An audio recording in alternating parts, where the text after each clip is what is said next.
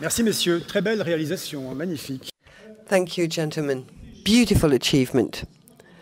So, wouldn't the hot topic in these discussions be the city of Paris, for example?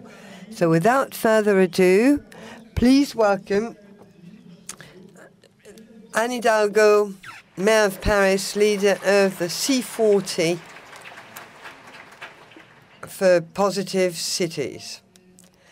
Thank you. It's a pleasure for me to be with you and to think and talk with those who are looking forward. I'm obviously talking about Jacques Attali and his team.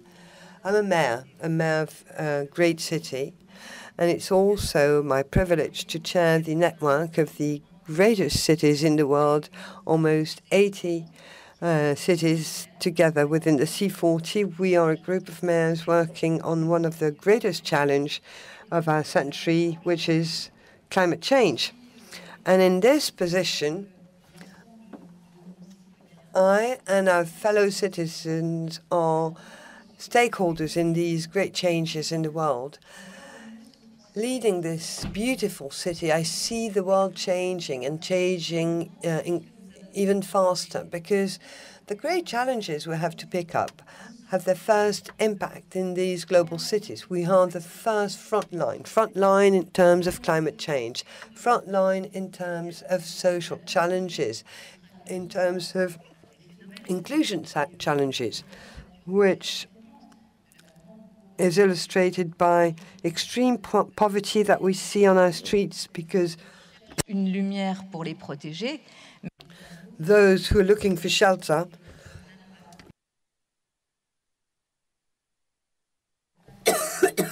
in this refugee crisis. And of course, we're witnessing major challenges. We're working on these because we live in societies where through education, through information, through broadcasting, through social networks, the degree of information of the population and its determination to take part in the decision-making process is key. So in the city of Paris, these are the challenges we are facing and that I am facing as a political leader. So, of course, people say, what can I do about the very long term? Can I have any effect on it? Is my action in this long term something that will be perceived as favorable for me in the long term or in the shorter term? Because, of course, our the period for which we're elected is finite, as is our life, of course. But the choice that we made with our team was to say that these major challenges for the future, we are the only people who can provide solution. The challenge of climate change, if the major cities of the world did not make a commitment, the situation would be far worse. And we couldn't even consider limitations or blocks to the increase of the global temperature. Why so? Because today, and tomorrow even more so, more than 50% of the planet's population lives in urban environments because, for climate change, 70% of greenhouse gases are produced by major cities. So in Paris, we have embraced the agenda. For instance, the issue of climate change to me, is the key challenge that for our generation and those in our generation who have political responsibilities, because they have a responsibility towards future generations. If we want future generations to even exist, we must act today, even if today's action does not resolve the entire problem. We know very well what we are doing today can help to mitigate the global chaos which we shall face if we do nothing today. And that, of course, is the major challenge of implementing the Paris Accord. We can achieve this in very concrete terms, and to continue about the climate, we need to take risks, of course, shifting from all carbon, an all-carbon model where we consume all of our fossil fuels without giving any hope or support to renewables or recyclables. is something that requires change, very deep change. And of course, change disturbs our individual and collective existence.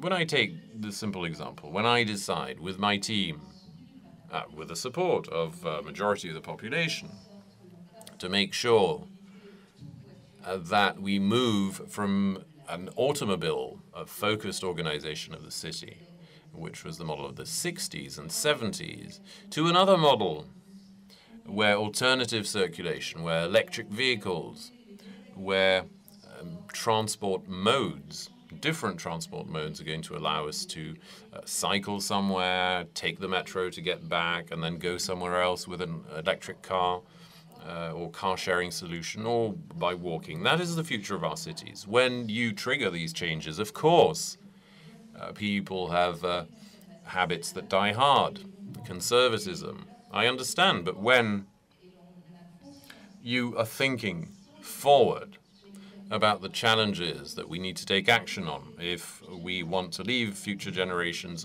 a possibility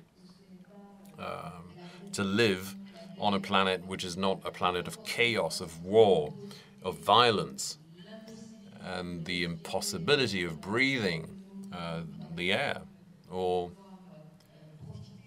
enjoying water and other natural resources. Of course, it means a certain number of uncomfortable situations and risk-taking. And when political leaders make commitments for the future, political leaders must take these risks, and they must obtain support. Otherwise, politicians will never take risks, will never think about the future, will never prepare for the life of our societies, for what may happen tomorrow, going forward. So to think of the future, to envisage it, to share the future, there is another very important aspect. It's a very deep belief of mine. Fortunately, I'm not the only one who believes this. There are a great many of us who believe so, including in international organizations. We need to be inclusive.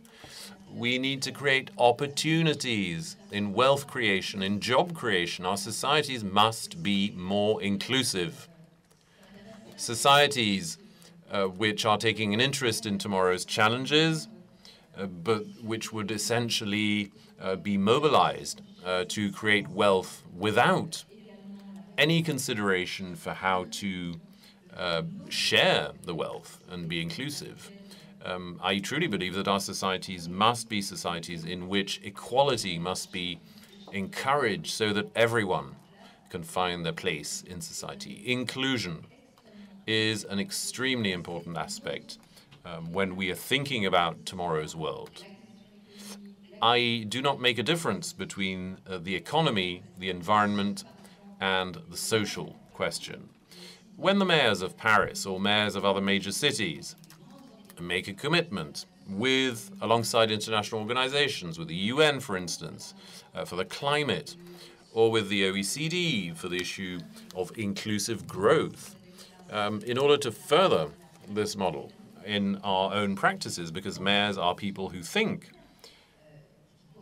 about the future, who think about their action, and who need to be pragmatic too, because we must do things. We must also address a certain number of needs of our population.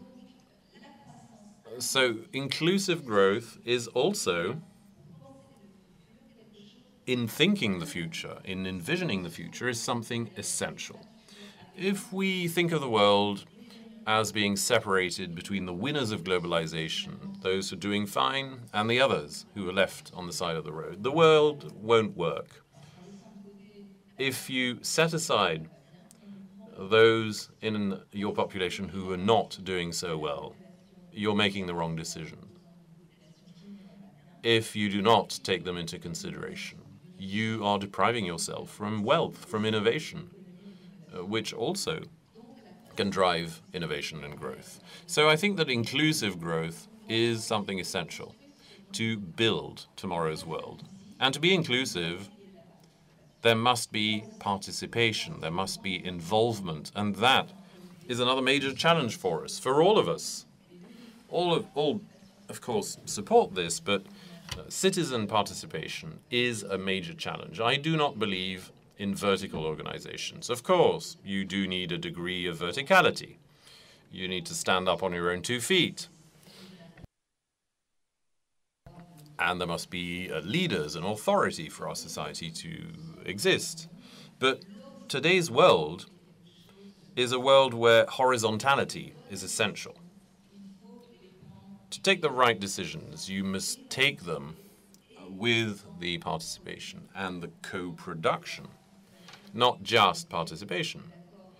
You come along and say, I agree or I disagree, and that's it. No, there needs to be a co-production. So the great challenge for democracy, the challenge of democratic participation, is another challenge that we need to bear in mind when envisioning the future.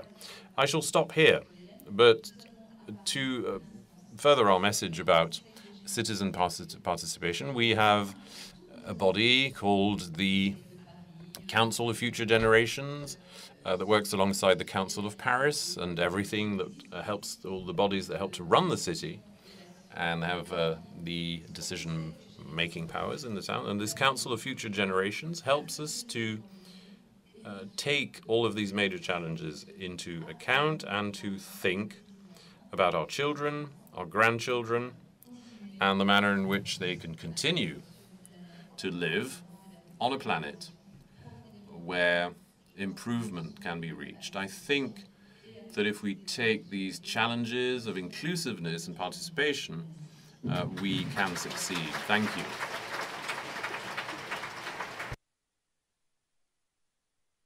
Thank you, Hidalgo, and it's D minus